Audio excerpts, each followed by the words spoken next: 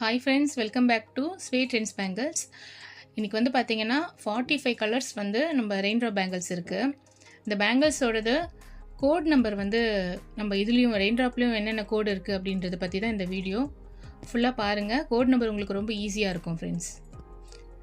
இது வந்து RD1,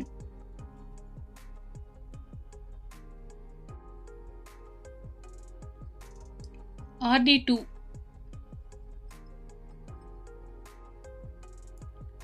RD3, RD4, RD5, RD6,